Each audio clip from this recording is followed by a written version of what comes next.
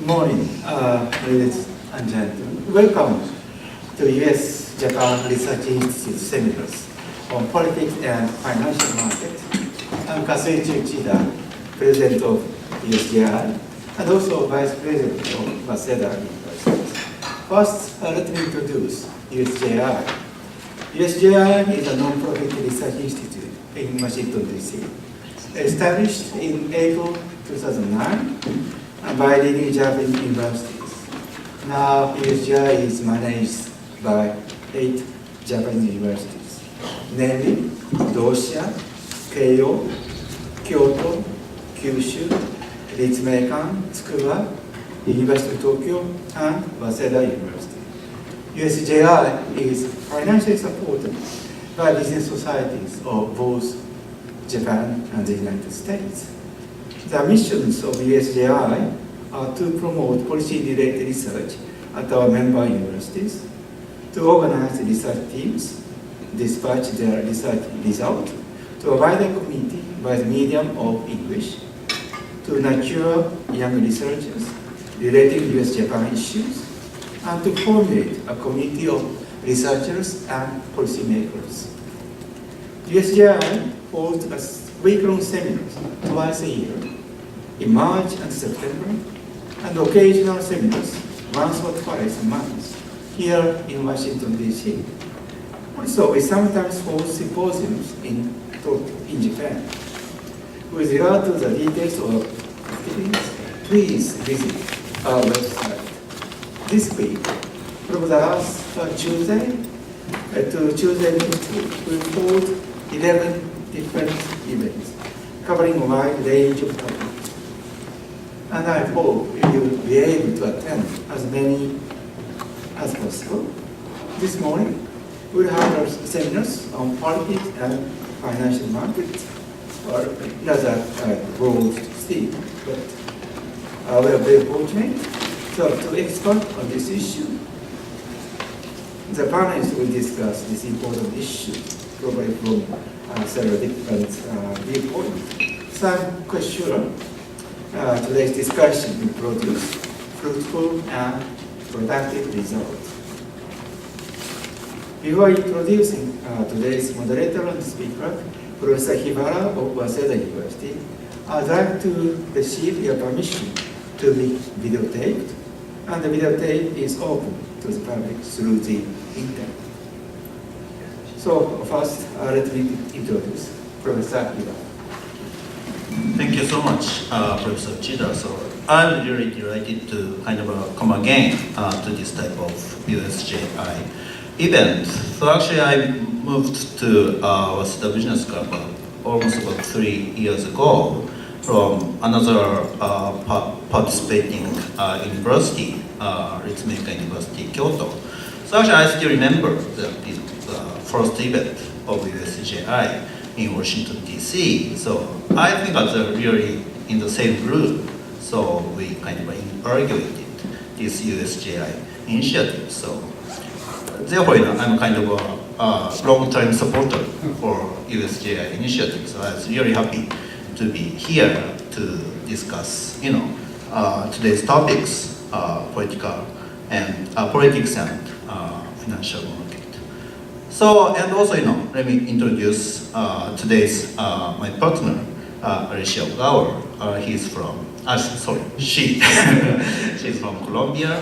She's a special advisor to Center on Japanese Economy and Business. And also, before she was back to New York, she spent very substantially 15 years in Tokyo as an equity analyst. So she really saw up and downs in Tokyo financial market. So I get that she has a lot of says about this topic. So welcome, Alicia. So maybe you could first presenting to all of us your thought about this type of topic. Thank you very much. I have some slides. Should I stand up here? Yeah. Okay.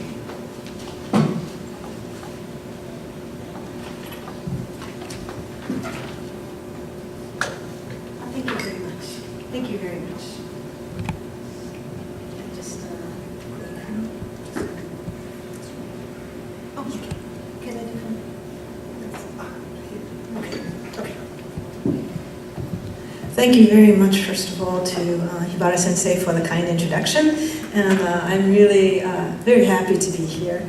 I have been telling Uchiha Sensei, my passion really is U.S.-Japan relations. I'm also involved in the Mansfield Foundation here, and I think the U.S.-Japan relationship is so very important, not only because of the obvious security relationship and the economic and the integration of our financial markets and economies, but also because I think the two countries still have so much to learn from each other. We're all facing very similar challenges, and this is one of them.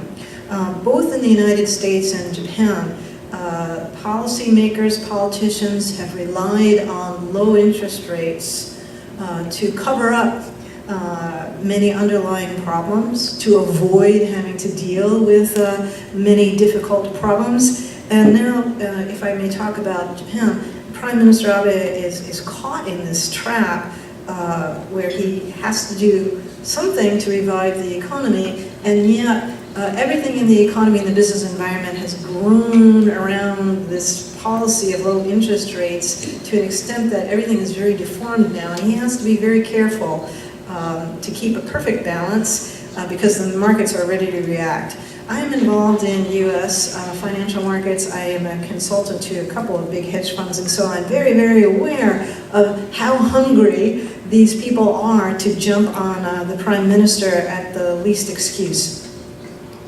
So again, just to give a context of what I'm going to speak about, specifically the two issues I think are most important for Prime Minister Abe to get correct are this policy of using low interest rates. Over the last 2 decades in the United States, and especially since the crisis of '08, I think the US public has kind of lost faith in this idea of the United States as a land of opportunity. And this has happened chiefly because the changes brought about by technology have traveled faster than the educational system's ability to keep our workforce ahead of that curve. Many Americans also can't afford higher level of education in order for them to be relevant to companies who are seeking to hire them. If they're older, they can't afford the time off from work to go back to school. And in the case of younger Americans who might be in school now, the cost of pursuing an advanced degree or a specialized degree is maybe too high for them to bear. And the result has been, as you read in the papers every day, a big widening in income inequality. The change in technology has favored those workers who already have a higher level of education, who already have specialized skills, and everybody else has kind of fallen behind. And these people who are faced with job insecurity and a very weak safety net understandably have lost confidence in the future, have lost confidence in their ability to find a job, as we see in the numbers which measure the number of people who are out of work but not looking for a job. So politicians are very sensitive to the view that these people vote, and in the early 2000s, in the 1990s and 2000s, the one way that politicians found to keep these people happy was to keep interest rates very low, to keep credit very easy. So even if your wages were declining, you could still borrow a lot of money to buy a house, to buy a car, to buy whatever you wanted. And that was the way that the politicians solved that problem, rather than really seeking to improve the situation of these people. In Japan, the bursting of the bubble that began in the late 1980s exposed the same kind of problems, but really more at the corporate level than at the individual level. Big companies which prospered during the 1980s due to protectionist policies, due to cheap financing directed by government agencies, due to things like aggressive depreciation schedules, due to a workforce that was happy to exchange lifetime employment for complete loyalty to the firm. These are the companies that now had to be supported and protected, given how important they had become to the country.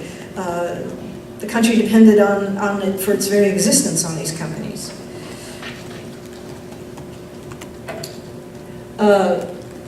Mr. Rajan is now head of the Central Bank of India, and he wrote a book right after the financial crisis making the argument that inflation is really a political choice, a social choice.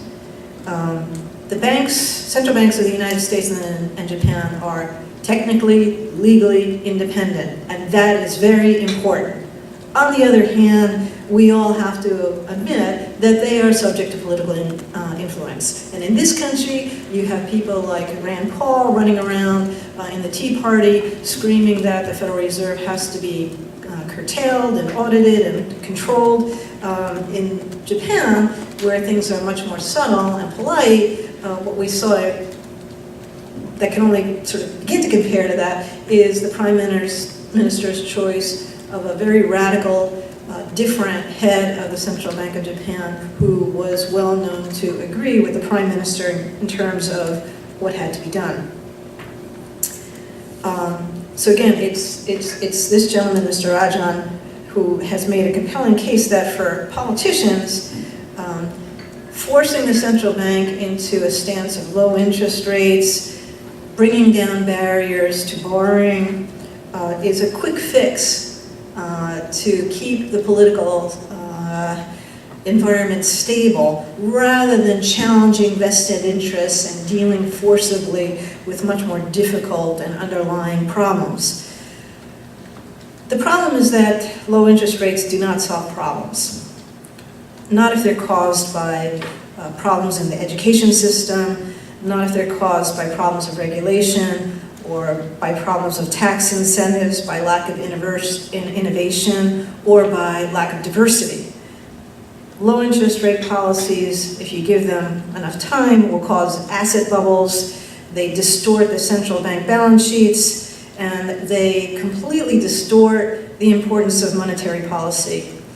Low interest rates also have very different impacts on different generations. Low interest rates when inflation is rising hurts older people who are reliant on fixed incomes. Deflation, as we know so well from the Japanese case, favors the older generation while paralyzing the young.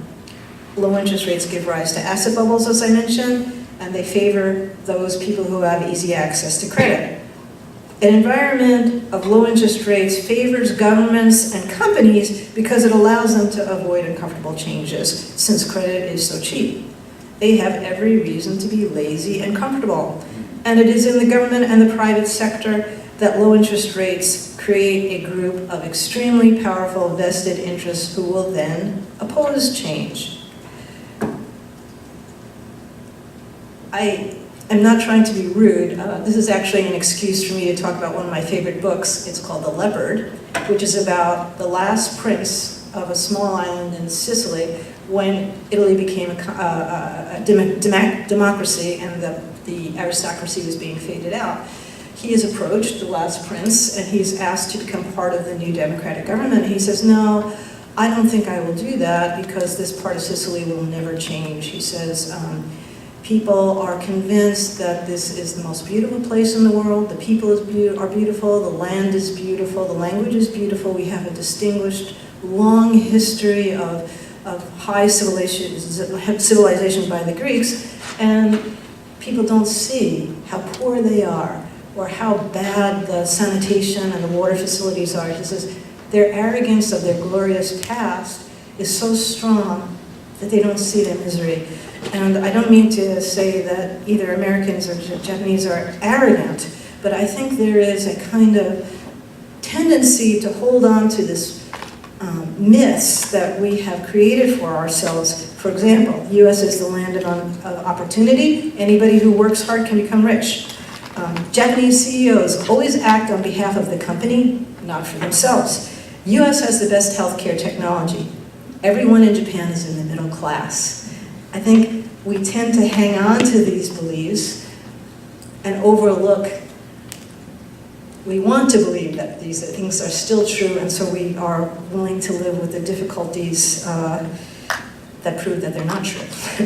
So this is the point that we're at in the United States and Japan, I think. When you reach this point, something eventually has to give. The US saw the implosion of the internet bubble and the subprime crisis. Japan saw the implosion of bad debt and the real estate bubble. In both cases, the response to lower interest rates and the idea to keep them that low for historically low for unprecedented amounts of time has only resulted in the worsening of the issues they were meant to cover up. And those would include income inequality, keeping workers employed, and at the same time there's been an explosion in government debt. This is a cycle which has been a feature of market crises in both of our countries for the past few decades. Low interest rates give rise to a bubble. Players who are protected get rich or get powerful because of that bubble. They resist change, and then change is forced upon them by an irate public. There was somebody who was writing about the last financial crisis in America who said, outrage is never a good foundation for wise public policy. And when we look at the way that the government here is forcing big fines on the United States banks, I think that that is an example of what he meant.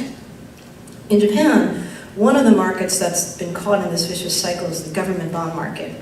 And by relying on low interest rates for so long, Japan has kind of painted itself into a corner that it is now Prime Minister Abe's challenge to come out of. And all I can say is I'm glad I'm not him. Mr. Kuroda didn't actually say this, but this is the problem for many central banks around the world, that the central bank has become the institution we look to solve every problem, because politicians are so fragmented and so short-term because of the election cycle that they're not willing to ask the hard questions or to impose the hard decisions. The central bank in the United States and in Japan is now the only adult in the house who has no choice but to clean up when none of the kiddie politicians will. But clearly in Japan, the power of Governor Kuroda, who is doing a fantastic job, is reaching its limits. And without structural reform, his policies will lose effectiveness. The weaker yen has encouraged inflation, but not growth. Prices are rising, but wages aren't. The yen is weaker, but exports are not rising. In fact, Japanese companies are moving production to other countries where labor supply is better, hiring and firing is easier, and taxes are lower. So Mr. Kuroda, who has done a fantastic job, is reaching the point where he's running out of gas. Now let me talk about the financial markets. It has long been the view among foreign investors that the third arrow is the test of Abenomics. And we have seen how disappointment has been reflected in the equity markets, which exploded when he first took power, sold off when the first third arrow outline was announced, and sold off further in June when he announced more details.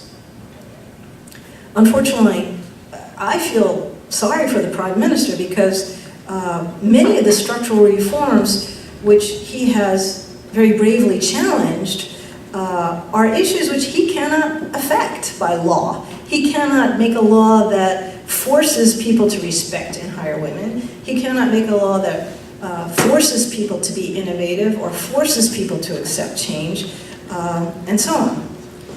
So the big test, in my view, for Prime Minister Abe, the one that foreigners are viewing as the ultimate verdict on his program, are reform of the Government Pension Investment Fund and tax reform.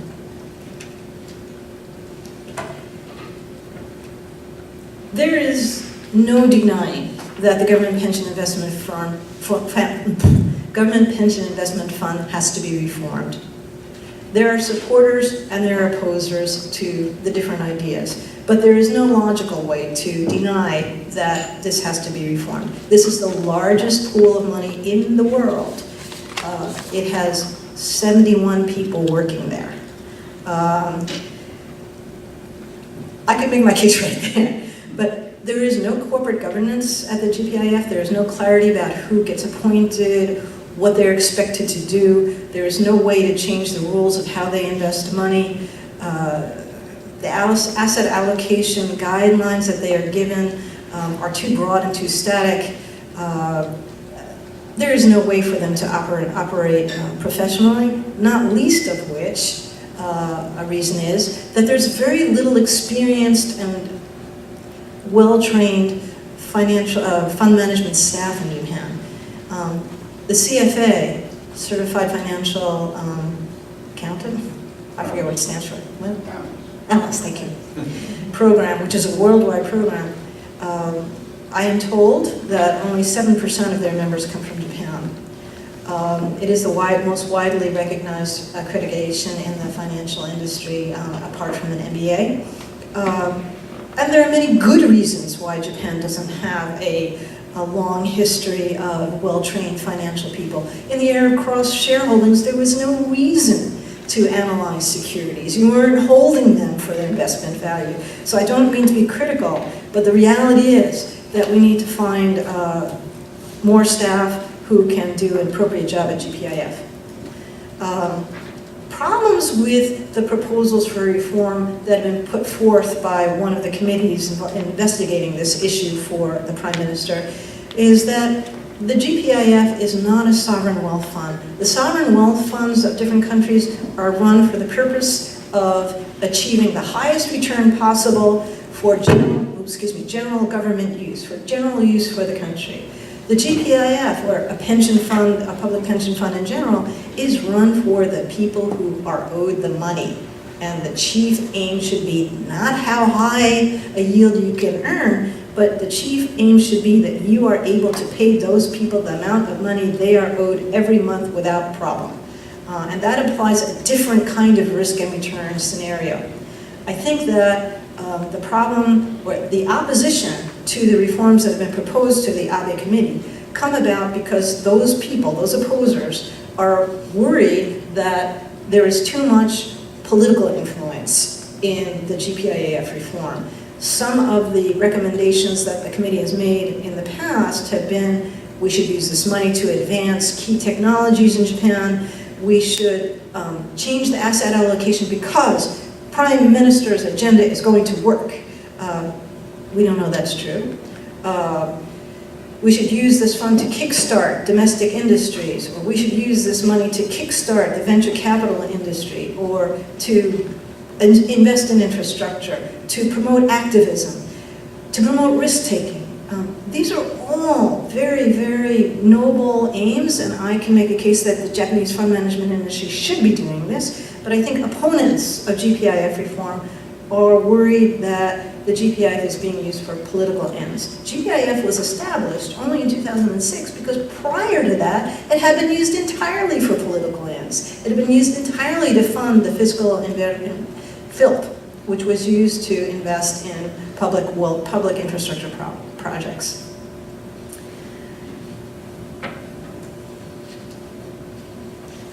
I think that the committee's recommendations are all very sound, but again, I think they could do a lot to improve the acceptance of their proposals by concentrating on the order in which they are accomplished. And because I feel this way, I'm very, very excited that Mr. Shiozaki has just been appointed to lead this reform, because he also is of the view that you don't just simply say the pension fund is holding too many bonds, inflation is going up, let's sell them. Before you do that, you make sure that you have proper staffing, proper IT systems, proper risk management systems, proper staff to make those judgments, and the asset allocation will take care of itself.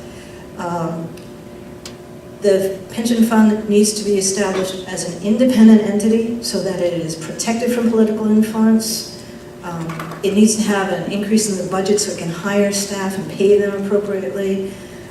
It needs to establish a new corporate governance structure, which includes reporting, audit committees, an outside entity to calculate their finances and their actuarial obligations. And then I think those people who are nervous about reform of the fund will be very happy to see the reform continue. So I wish Mr. Shiozaki well, and I'm very pleased that the Prime Minister chose him. But there is one big problem that remains, no matter how successful Mr. Shiozaki is. The market timing of changes to GPIF.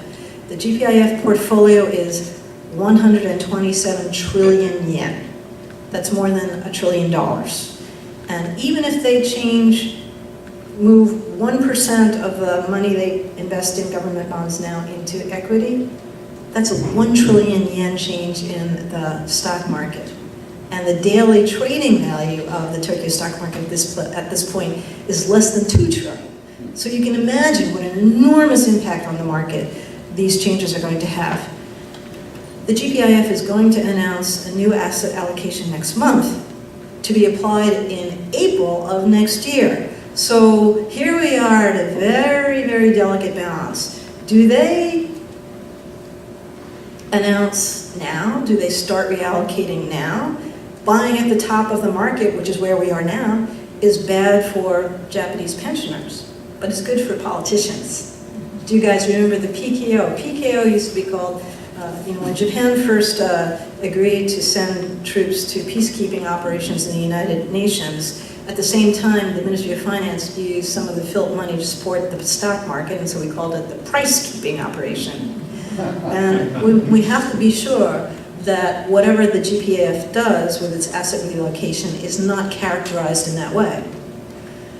Foreign investors that I know and speak to are trying to play this change very aggressively, shorting, setting up positions to take advantage of what they think is going to happen, when it's going to happen, and they are trying to force this issue through the financial markets.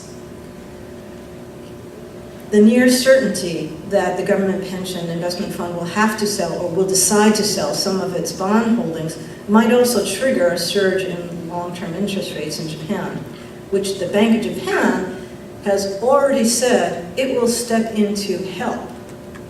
That also creates a problem. The Bank of Japan may be a buyer of what the government pension fund is going to sell, but it doesn't want to trade directly with the government pension fund because that establishes a very dangerous precedent of, again, politicizing the fund. But appearance is everything. And for the Bank of Japan to already be forced into making these kinds of arrangements is concerning. The Abe administration has repeatedly focused on the level of the Nikkei stock average as an indication of support for its policies. They've always pointed to the rallies in the market as an indication of public support. And my concern, and I think a number of people are concerned, that they may be tempted to use the reallocation of GPIF to boost stock prices now that the approval rating has dipped below 50% after the approval of the new collective self-defense policy. So we're at a very difficult point. Yes, the GPIF has to be changed, but for what reasons? And what will be the impact in the markets? And how will foreigners try to take advantage of that? On the other hand, to do nothing will also be a disaster. Again, as I said, how the Prime Minister handles this issue is one of the main tests for foreign investors in Japanese currency, interest rates, and equities. I think I'm running past my time, so I'll just say a few words about tax reform.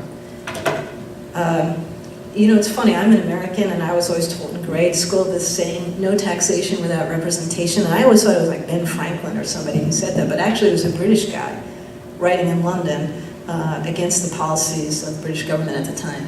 But I can also rephrase this to say, no taxes with representation is the case of Japanese small businesses. Japanese small businesses are very politically powerful, and therefore they have made sure that there are plenty of loopholes and conditions in the tax law which allow them not to pay taxes. So it's a rather strange contrast.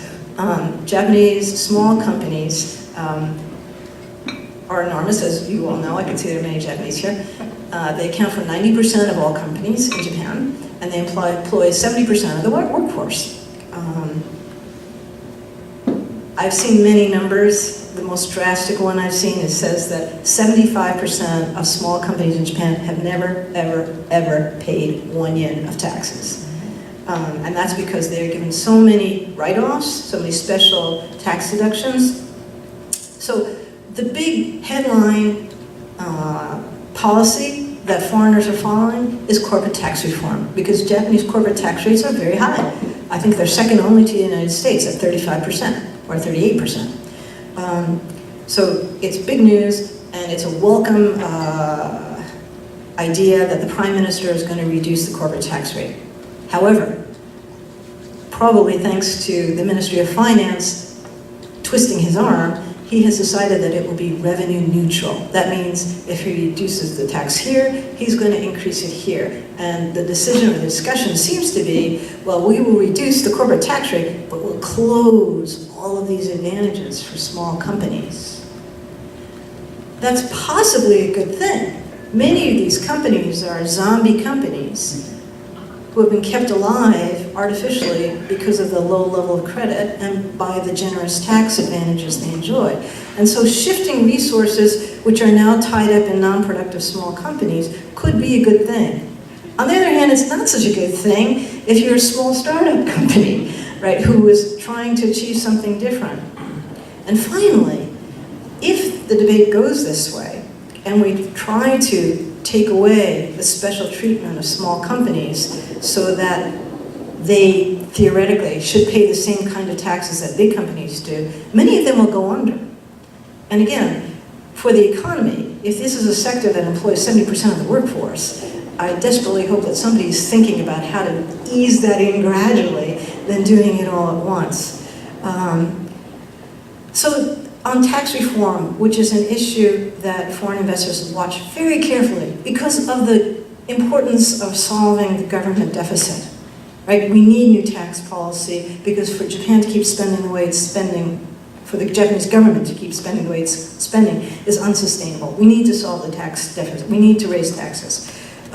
But in the case of solving it in this manner, we have to be very careful to move slowly. We have to wonder, will the Prime Minister have the will to do this because of the political powers of SMEs? And then the last question I would ask, which is the one foreigners ask, we don't really care so much about what happens to workers at small and medium-sized enterprises. We don't know them, we don't see them. But how can it be revenue neutral? You cut taxes for essentially big companies, you raise taxes for small companies, that would be revenue neutral. But if these companies can't pay them and go out of business, then what you're left with is lower taxes being paid by large companies, and how does that help solve the deficit? Those are the two chief problems I see for the Prime Minister, but here are the ones that really he needs to work on in order to get the government's financial condition on a path to improvement and to get the Japanese economy more revitalized and more a part of the rest of the world. Energy, the chief impetus to inflation in Japan, which the government, which the Bank of Japan is so proud of achieving, is due to higher energy costs. But that will essentially choke the economy if we don't solve Japan's problem of energy.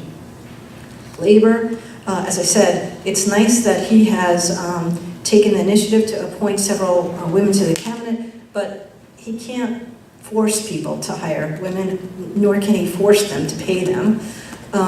Immigration, my view about immigration, and I'll shut up right after this, is I don't think it's right for anybody outside of Japan to tell Japan what it should do about immigration, and I certainly do not want to do that. But I think it's important for Japan to have a debate about immigration, because even if you decide not to allow more freedom of immigration, at least you make people aware that they have to accept different points of view.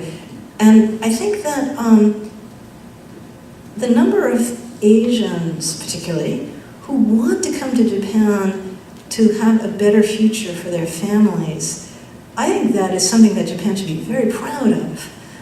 In the 1980s and the 1990s, when I was living in Japan, the immigrant population was foreign bankers and lawyers chiefly, who just wanted to come, live a few years, get really rich, not bother to learn the language, not bother to learn the laws and rules, and leave. But now you have the immigrants that you see now, or that you see want to immigrate, are these people who want to come to Japan and raise families and contribute and learn the language and obey the rules and become part of society. And I think it's important that Japan understand that it is seen as a paradise, as a land of opportunity in the way that the United States used to be in the Western world. So I wish the Prime Minister the greatest luck with these difficult challenges. I think that the financial markets will be incredibly volatile in Japan because of the dangers, as I've tried to describe, in exiting from this low interest rate policy. And I will turn it over to my colleague, on the panel, Mr. Hibara. And thank you very much for your attention and for having me here today.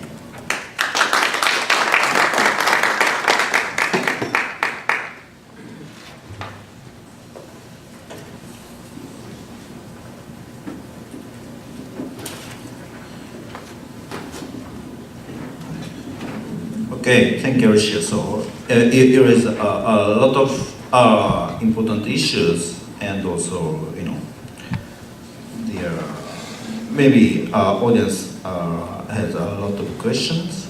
But before that, let me just briefly review, maybe particularly focus on financial crisis and political response to them. So I maybe move to here.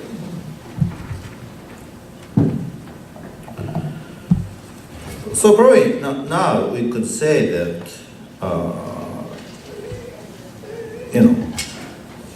relatively free from financial crisis, right? However, maybe according to Summers, Harvard professor, so that we are supposed to say that one of the kind of a financial crisis which was supposed to happen once 100 years recently occurred every couple of years, right? So we had a lot of episodes, this type of things, like maybe the early 1990s. We had EMS crisis, and also in the late 1990s, we had patron problems in Japan, and also in 2008, actually here, kind of a Lehman shock, or maybe subprime loan shock happened 2008, and also more recently, financial crisis was kind of a Euro crisis, particularly started in Greek debt crisis. So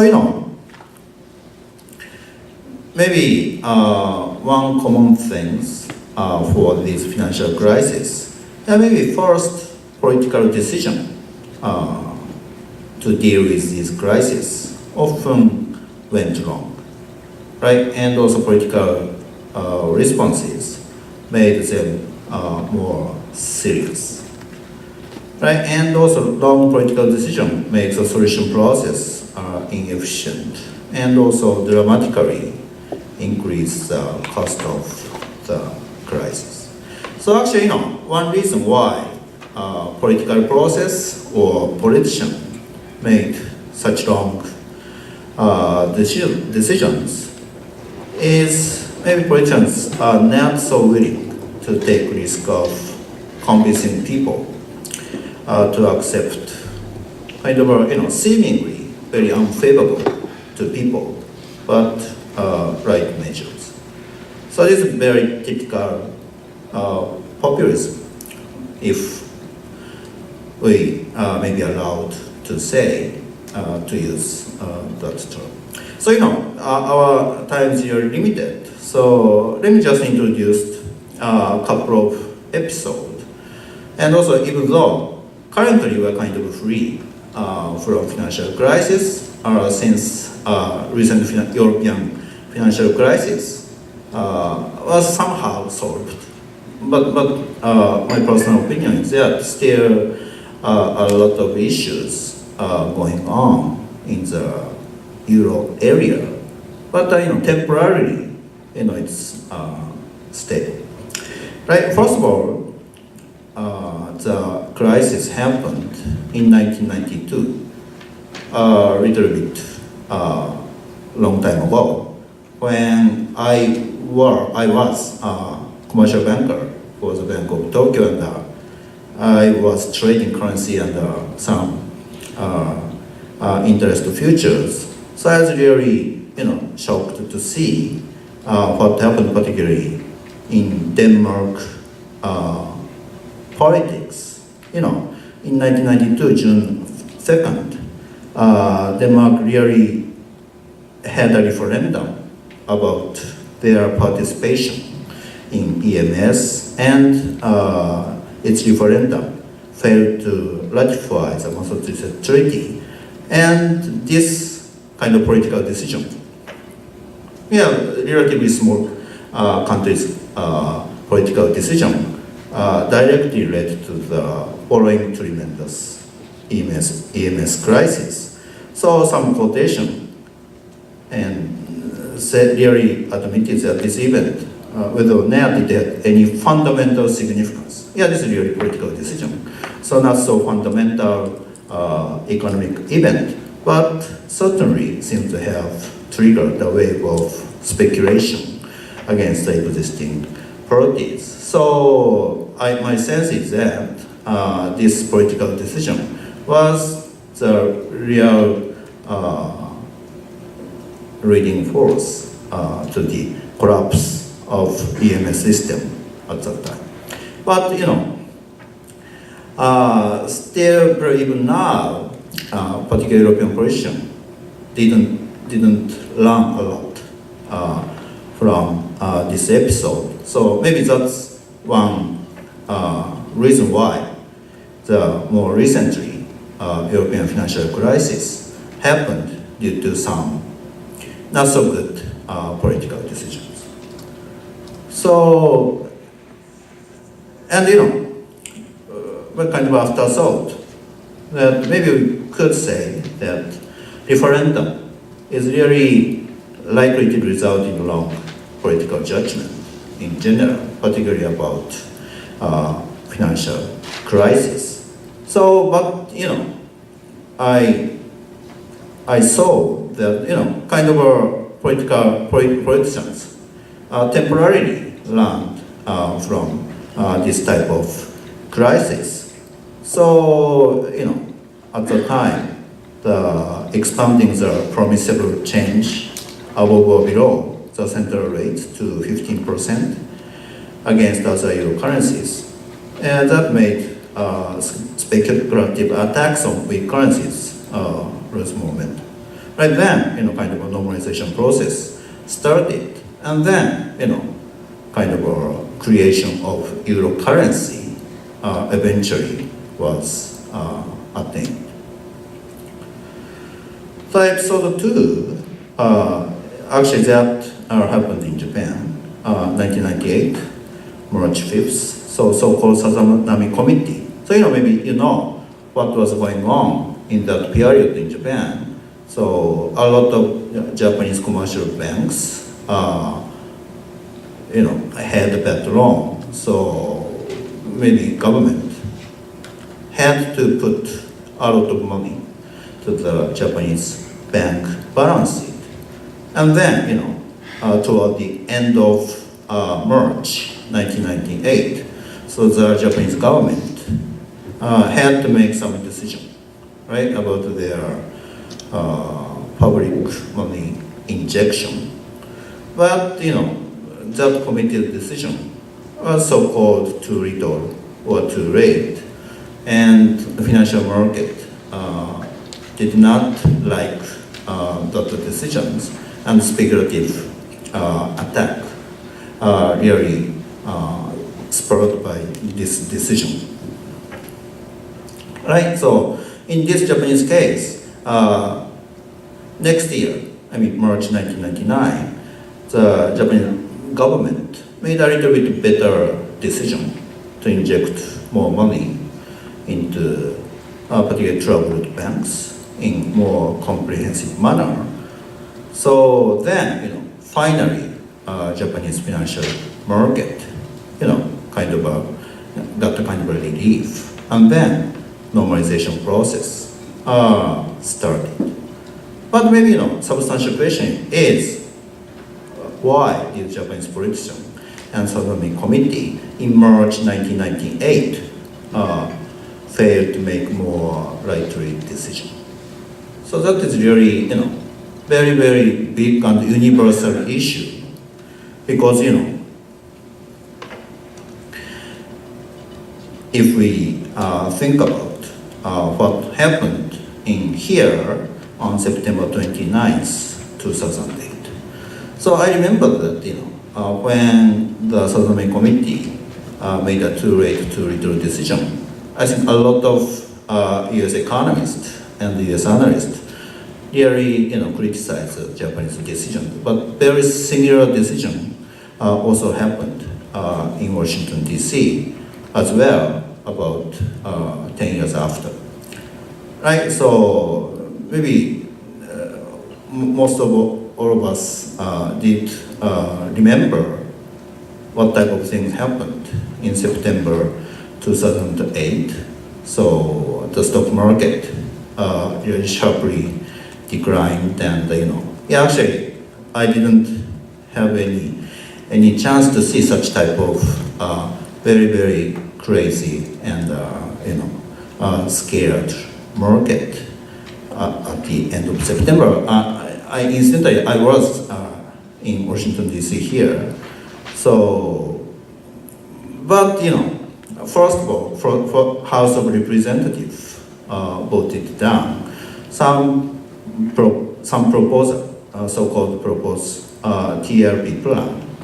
So this one really led to a collapse in share prices on that day. Dow Jones minus 0% decline, and Nasdaq 9.1% decline, and the S&P 8.8% decline in a single day.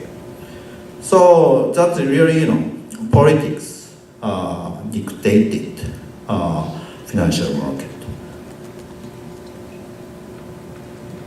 So, maybe background behind this decision by House of Representatives. So, like now, the election is scheduled in a couple of months, and political decisions are more likely to be distorted. Right? Usually, many people not in city area, on average, had some dislike toward Wall Street. So maybe they are likely to think that why do our tax money, have to save Wall Street? So, politicians really care about this type of attitude. So then, first they have to vote down the proposed kind of a rescue package toward U.S. security firm. Right. So therefore, actually 1 week after, they kind of changed their decision. But first their wrongdoing really led the dramatic decline in stock prices. So maybe the decision at the heart, the first decision at the heart should have been blamed more. Right, and maybe the last episode happened October 2011. So that is, that happening in Greece.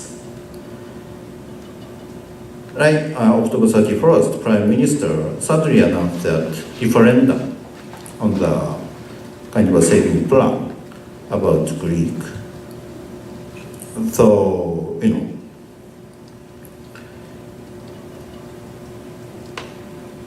then November 3rd, Prime Minister started to negotiate with the opposing party to take back his referendum proposal. But, on November 4th, Parliament gave credit to the Prime Minister. However, on November 9th, he was forced to resign for such turmoil.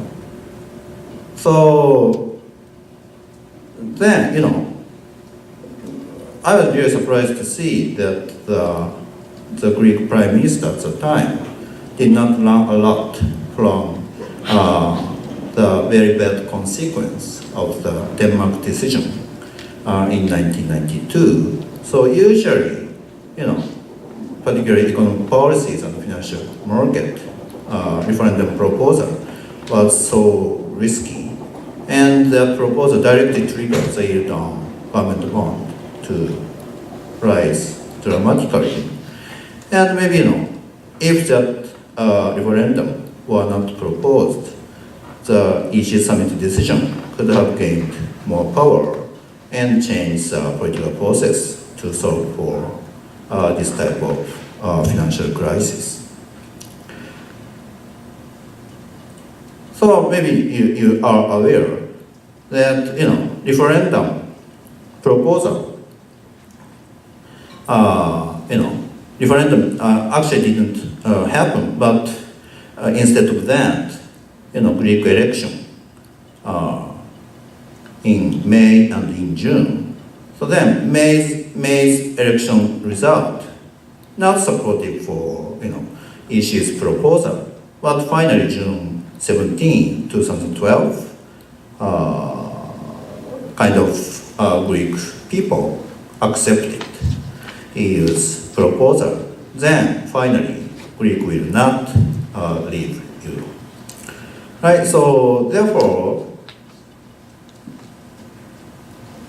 maybe we could see some patterns, particularly between political decisions and financial crisis.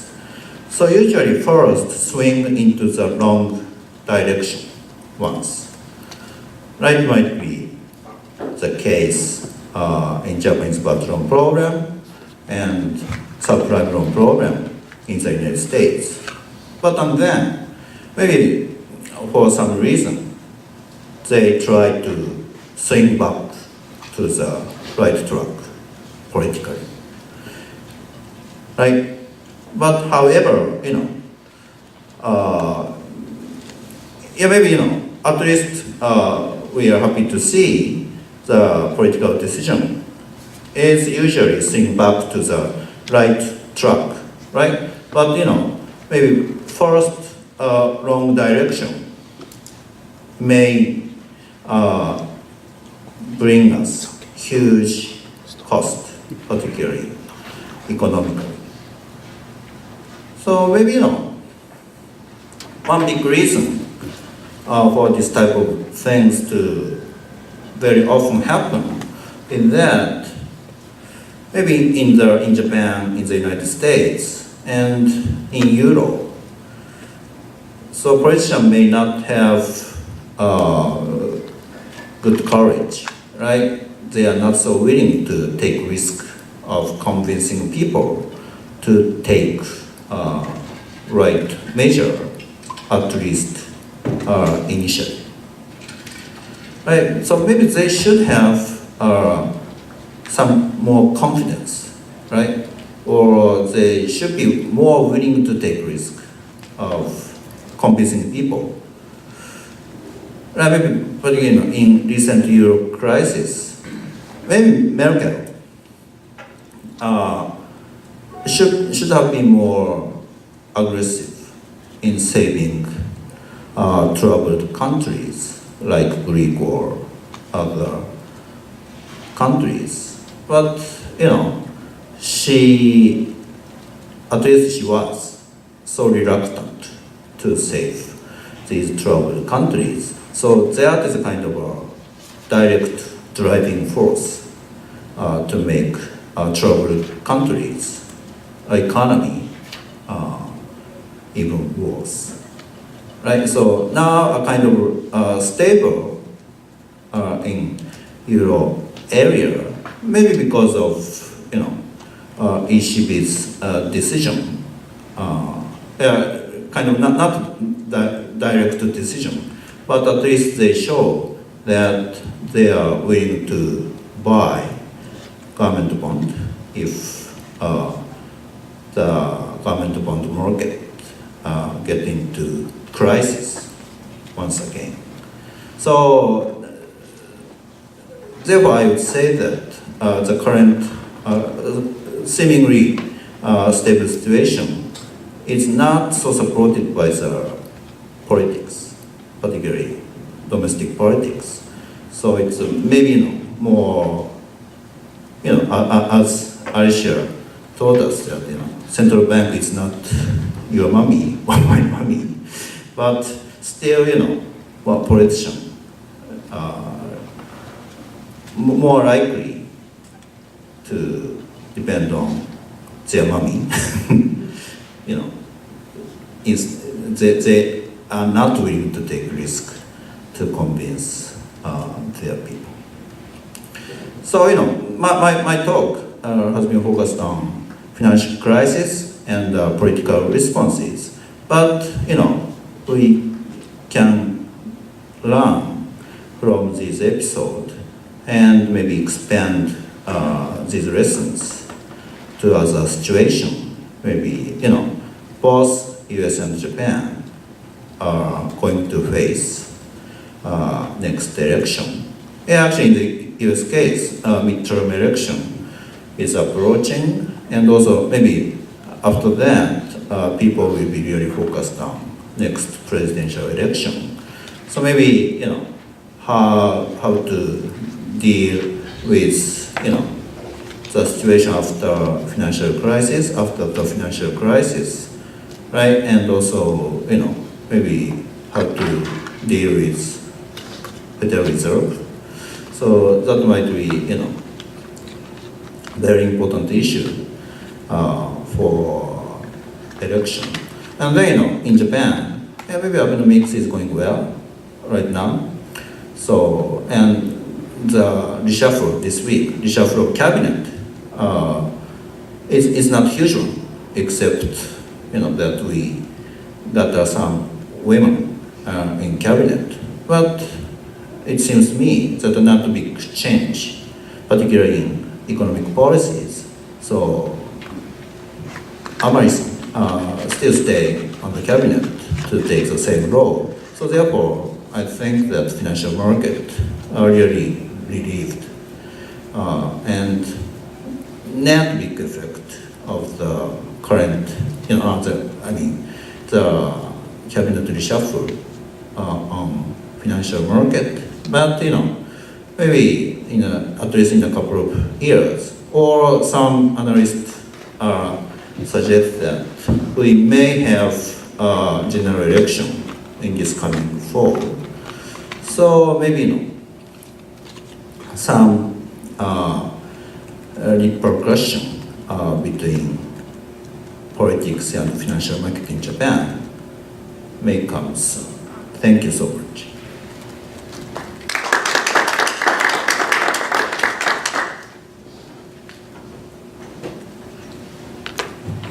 So then, still we have about 30 minutes.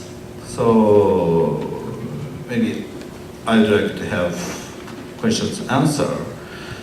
So maybe, first of all, I'd like to ask Alicia about, inflation, and also, you quoting a very good word, inflation is social choice, and central bank is not your mommy, according to Kuroda.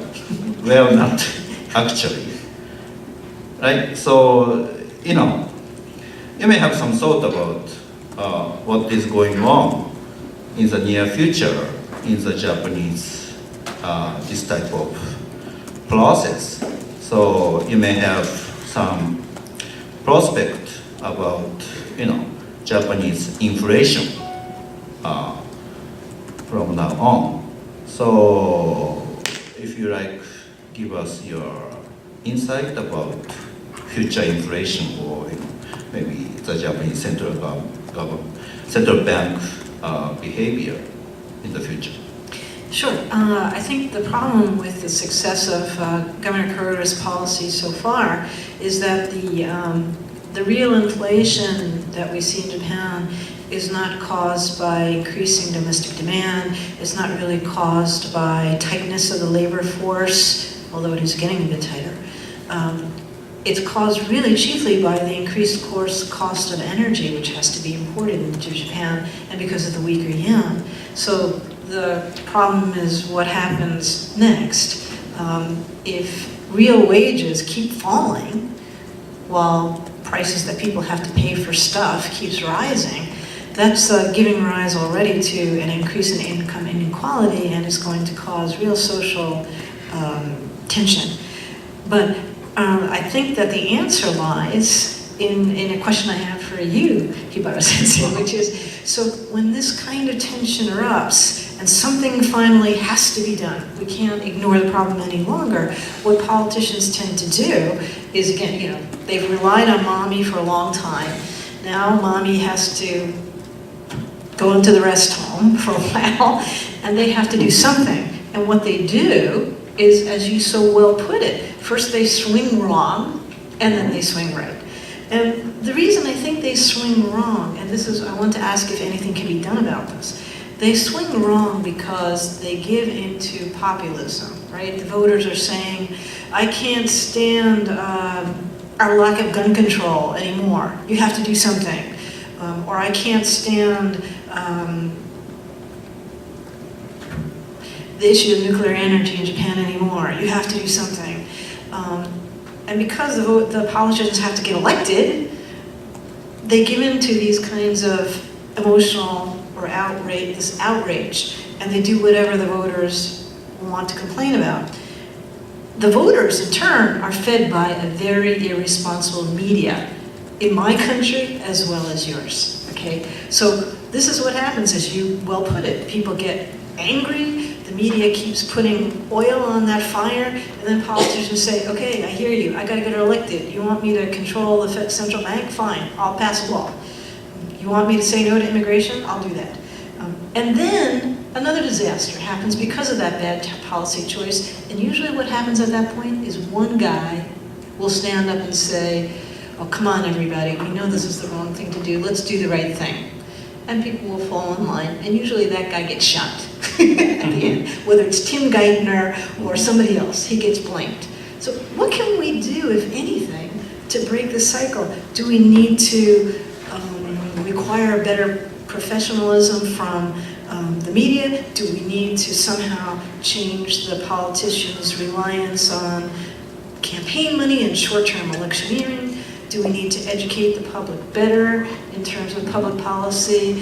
For instance, I'm a product of New York public school systems. I never learned anything about US history or government. I knew nothing.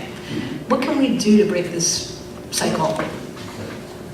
Yeah, and well, before answering the question, I think that, particularly in Japan, recently, particularly economic policies are relatively, free from populism, I think.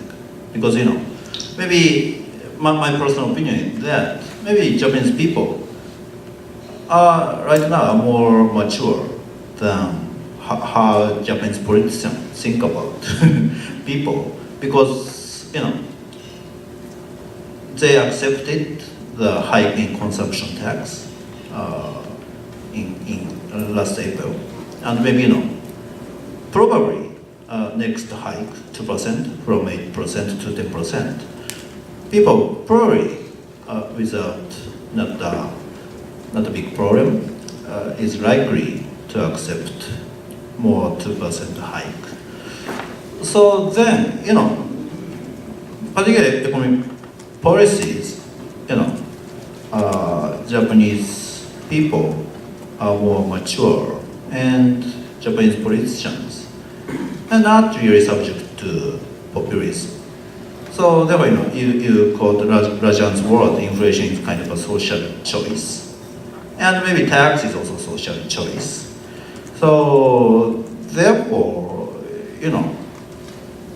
maybe, if we put the kind of in terms of the level of mature, maybe people is the most mature, and the media is a little less mature than people, but politicians are still the least mature, I think. So therefore, one thing I'd like to say to answer your question is that maybe politicians could have more confidence about in their people, right?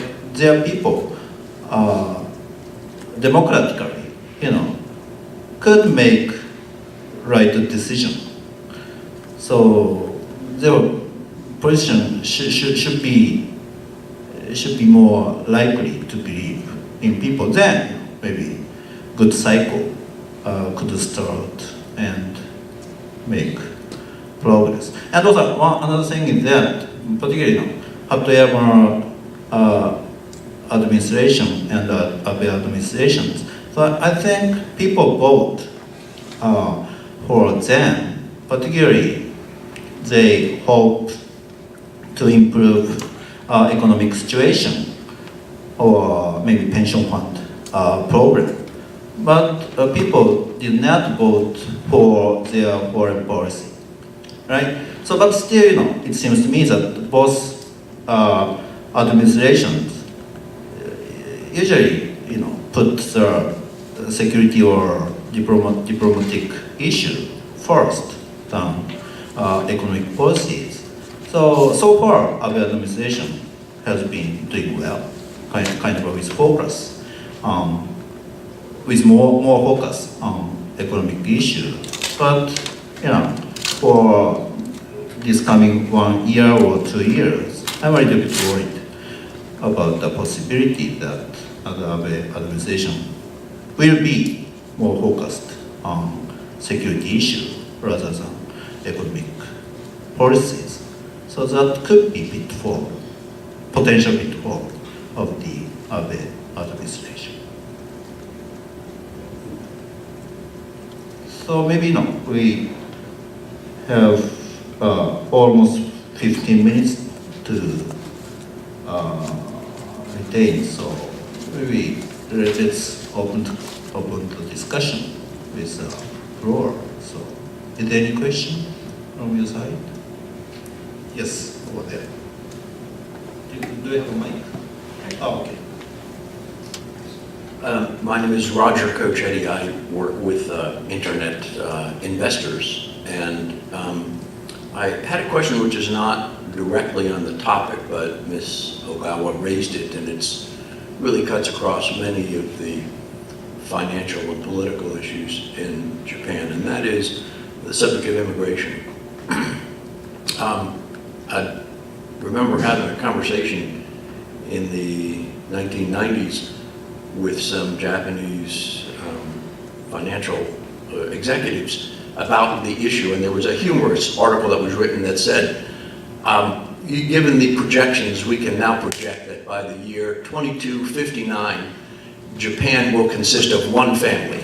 The population will decline to one family.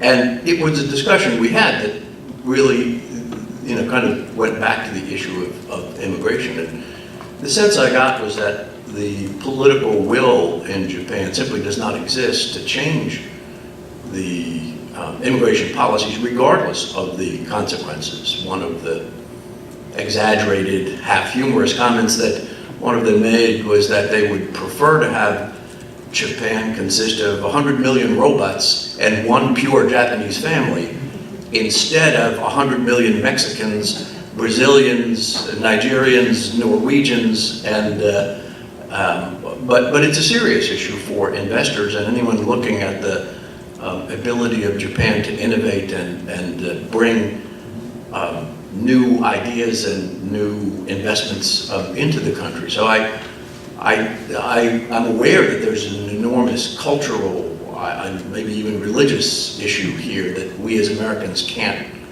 really understand because we're all immigrants and they're going to make a difference here. But so I was wondering if either of you could comment on the long-term outlook for immigration policy, or if not immigration reform, demographic policy or something. Thanks. Can I start? Yes, sure. Well, let me turn the question on its head because my most important mentor was a professor when I was a student at Columbia.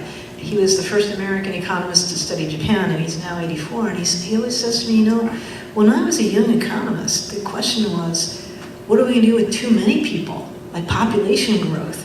And so now we have this country that's doing very well, and the population not growing, like, what's wrong with that? The reason I make that comment is that, as you say, here in America, and particularly me, I'm from New York, you take it for granted that everybody's different. It's strange if they're not all different, right? And so I'm not sure we have the right, nor does anybody have the right to tell any country what to do. But as I said about, what I tried to say about immigration is, I think that Japan's missing an opportunity. To put it in very small terms, this issue about allowing nurses from the Philippines in to be home caregivers. It seems that the number of nurses from Philippines and from some other countries desiring to go to Japan is declining because there's plenty of other opportunities for them in places like Germany and places like Italy, even in places like US, where they don't have to go through all this torture to be accepted into the country. So I think that Japan has to be careful not to miss an opportunity. But things are changing, and again, the problem with change in Japan is that it's not well talked about. It's not well reported even in Japan, so forget about any of us ever realizing what's going on. But the terms, for example, when I lived there, as a foreigner, the requirements to register, the requirements to renew your visa, the requirements before you could apply for permanent citizenship, but permanent visa, like a green card, have been very, very much loosened.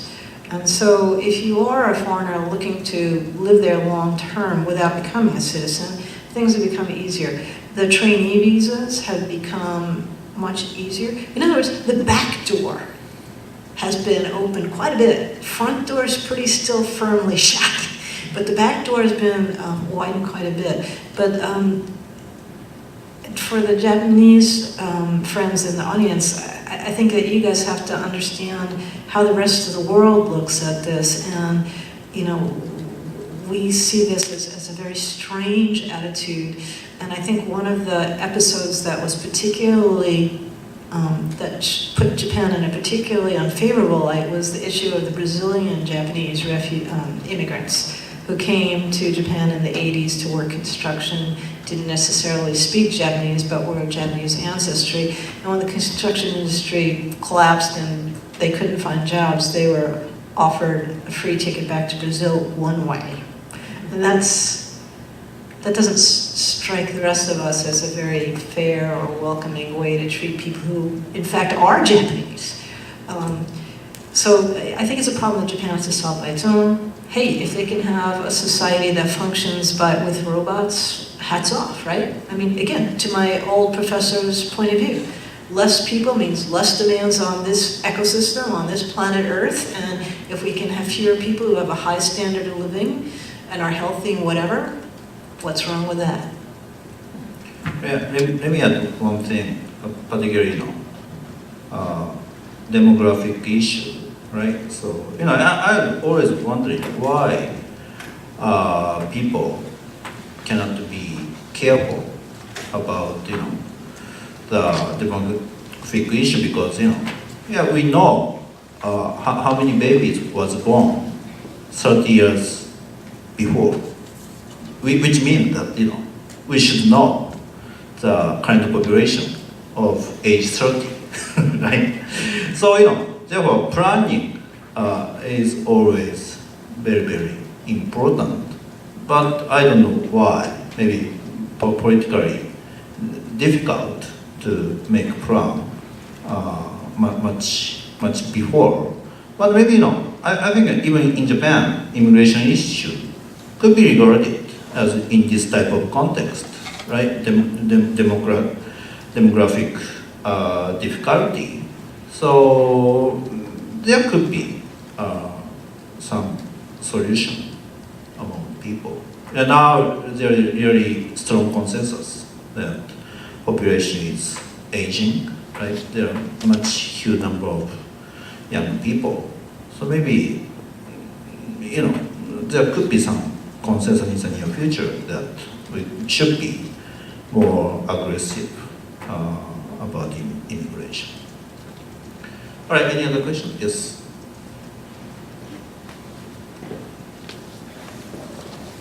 Hello and welcome. So we're very glad to see you again. My name is Richard Reynolds. I'm at the Kogat School of Business at American University and former Goldman Sachs.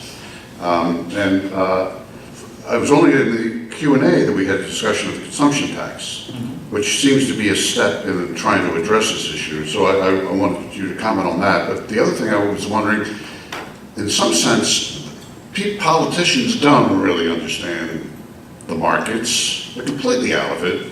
I mean, you had the SEC here regulating Madoff and these people. They're advising them, thinking that as long as all the laws are complied with, everything's fine. And there are all these shenanigans going on behind the scenes that the politicians don't understand at all. So in some sense, the market reactions is the wake-up, the education of the politicians. So in some sense, we should be lucky that it only took one lesson. They could bounce around a whole bunch of times and make stupid mistakes. And so I guess I'd like to see, maybe there's an easier way to do this, but the politicians don't have the will to take the risks until there's the market backlash. So I almost feel it's inevitable that we have to go through this learning process unless we can really educate politicians more about how the markets work. But they're so inventive. I don't think that anybody sitting in Washington is going to ever understand Wall Street. I don't think people in the DIA are going to understand what JP Morgan's doing in Tokyo. Yeah, but I'm sorry to interrupt. I think it's also fair to say that none of us understand how politicians work. I mean, part of the problem is the chair in which you sit, right? I did a study for Congressional Research Service a few years ago on how the imposition of stress testing changed banks' risk management functions. And in interviewing some of the Federal Reserve officials who conducted these tests, I remember so well, two separate people told me, I had this questionnaire I'm supposed to ask the banks, and I basically understand the answer they're giving me, but I don't understand the next question to ask because I don't know what motivates these people. I don't know what they do every day. And so I think the same can be said of politicians, right? Very few of the people who sit at Goldman Sachs have ever been politicians. They usually become politicians after they leave Goldman Sachs, right? Or when they were trying to fix the problems that Washington doesn't understand. Right. So that's the other thing. Maybe one of the innovations that we've seen is we have seen, with TARP in particular, we saw the people from New York who understood the markets come down here and take the reins of government for a while. Yeah, and then you get this reaction at Treasury saying, we're not allowed to hire any other people who ever worked at Citibank because we look. And that's a lot, that was the criticism of Geithner and Paulson, is that they were captured by Wall Street, which is not true, right? I guess I'm wondering, is that part of the solution to see more career mobility?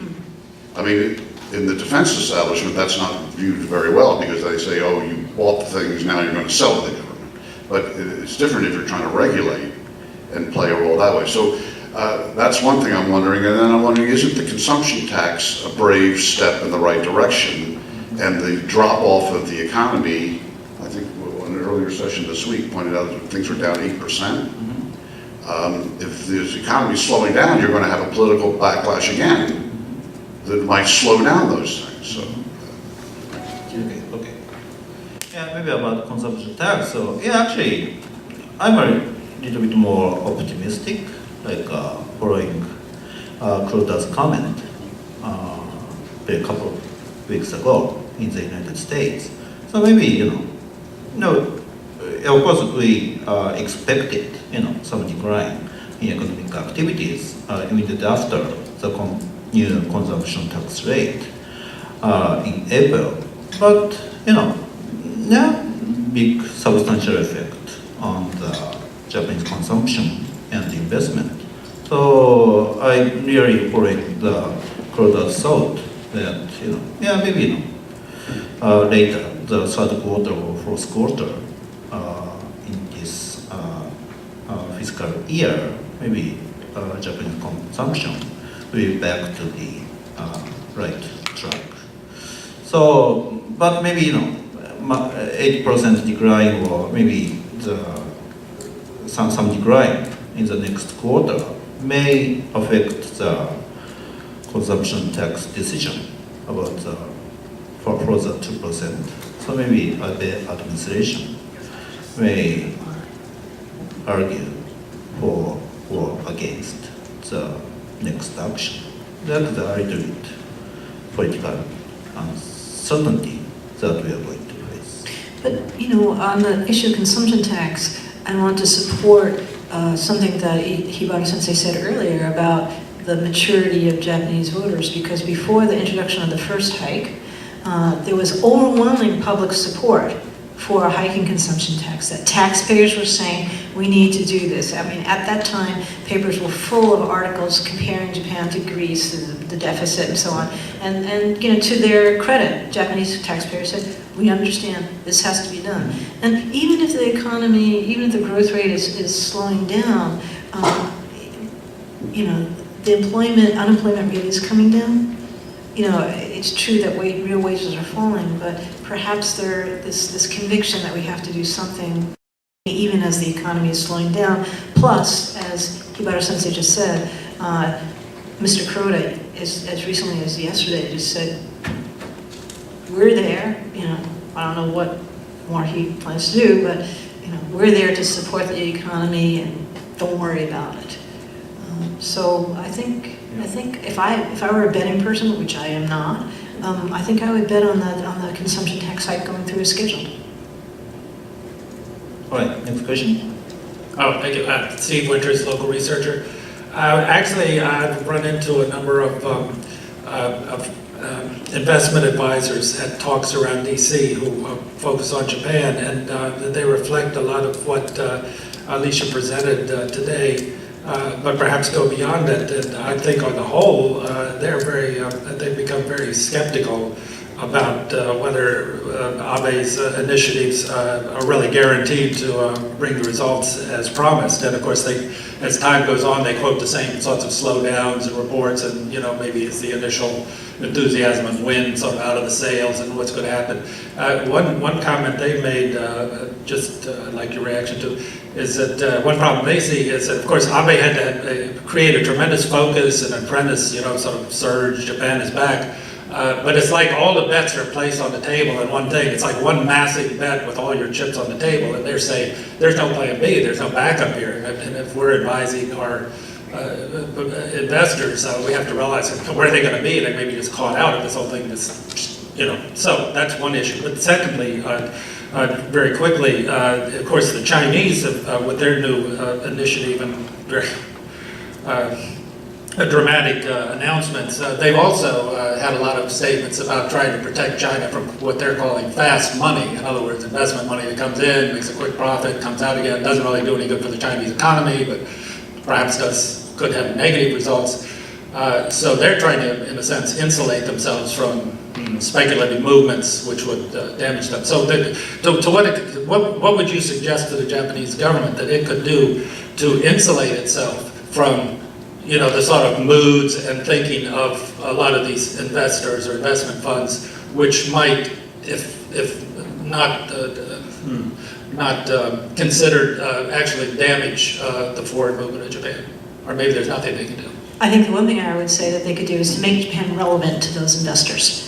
I am employed because, I mean, as an outside consultant, because most of the major investment funds have fired all the people they used to have in-house who focused on Japan.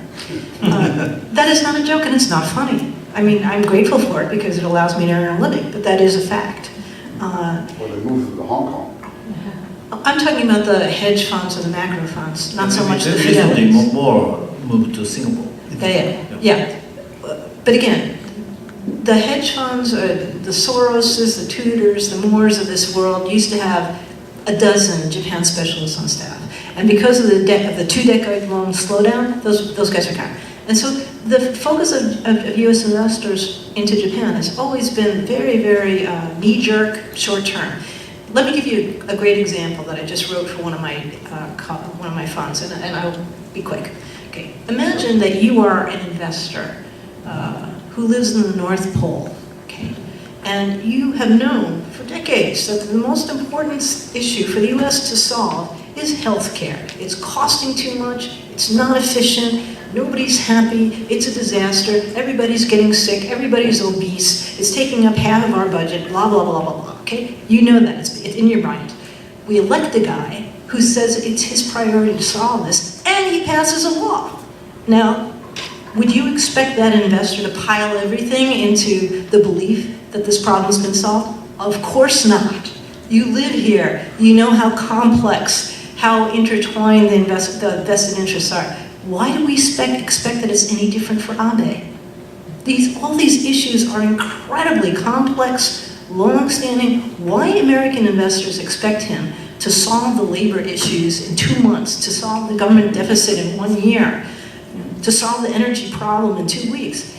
It's beyond me. I just cannot understand it. I think it's really disrespectful of Americans looking at Japan. So the problem with the waves of money going into Japan from America are like this. If you're a career person, if you're an ambitious young person and you're put on the Japan desk at, let's say, Fidelity, you're there, nothing's happening, nothing's happening. Oh, you hear, Abe's elected, great, pile everything in. Okay. Doesn't work out, okay, I'd like to be transferred to the China desk now, right? And so you have these people running money who have very little experience in Japan. And the guys who do have experience, are giving it like 10% of their attention. So that's why the flows of money into Japan are so dangerously manipulated by headlines and why they're not very logical. And they're dangerous. And that's why I think it would be nice if Japan did a better job of explaining itself in a louder voice to the foreign press. Yeah, let me give a very short comment on this type of issue. So, yeah, I'm a business school professor in Tokyo. So we really expected the financial sector in Tokyo to revive once again. So, because we should attract foreign students to our MBA program in English. So, it really depends on the, in particular, financial sector. So maybe GPIF may have to play some role. But, maybe, in a more transparent way, if we could use GPIF money in a more, reasonable way, that might be a maybe very, good push to the market. So, yeah, out of issue with that institution, but maybe there could be some hope about this. All right, so maybe last question from Lady. I'm Kono. I'm just a research staff at the Japan Bank for International Cooperation. I have a question for Ogawa-san. You talked about central bank independence and how it is politicized. However, I think I remember that before the current governor Kuroda saw in the bank, former governor Shirakawa was very criticized by the media. He kept talking about the limit of monetary policy and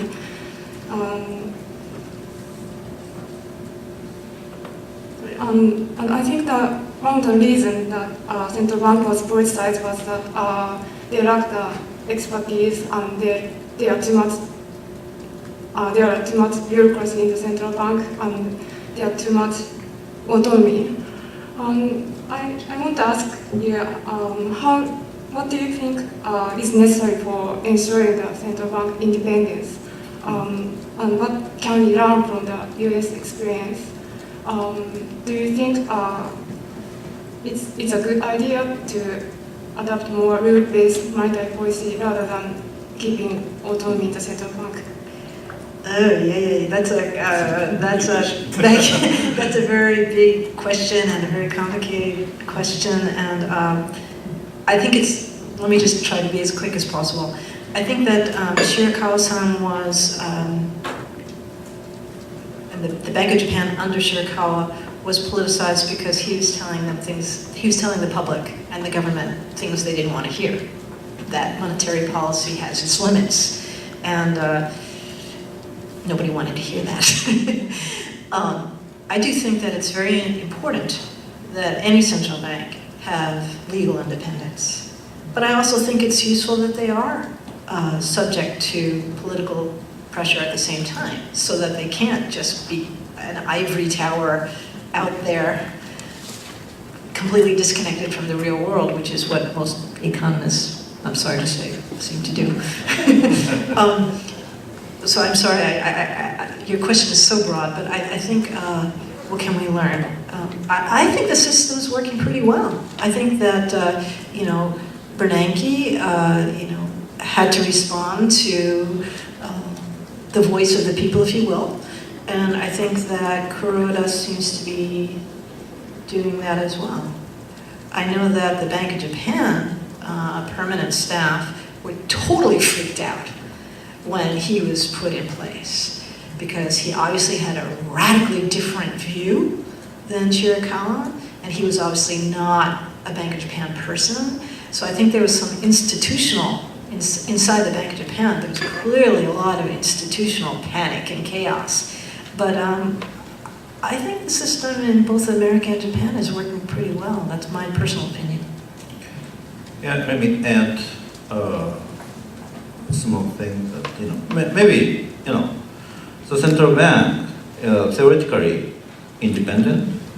However, central bank activities really in the political process as well. So, even in Hatoyama administration, I think that the Hatoyama administration could have made the BOJ to take the very similar expanding policy at the time, but maybe structurally or politically, the DPJ government was not able to do that, right? So, therefore, in that sense, Abe administration was really successful, right? In letting the Bank of Japan take right direction of BOJ policy. So, therefore, maybe the quotation central bank is not your mommy, a little bit one-sided. So maybe more complicated things are going on. But at least right now and so far, I agree with Alicia, particularly about the central bank's behavior in both US and in Japan. All right, maybe already almost 10 minutes past 11:30. So thank you for a lot of questions from the floor. And also, I think we had a good discussion even between Alicia and I. So thank you so much for coming. And also, we hope that central banks and government, respond in a better way to financial market and economies. But maybe the potential issue might be China, as somebody mentioned. But in relation to our talk in this morning, one good news is that China is not too democratic society. So therefore, I would say that if some financial crisis happen in China, maybe Chinese government could make very right decision more quickly. That a little bit speculation of mine. So that might be one possibility. But anyway, we have to check with what's going on in every area of the world. Okay, thank you so much.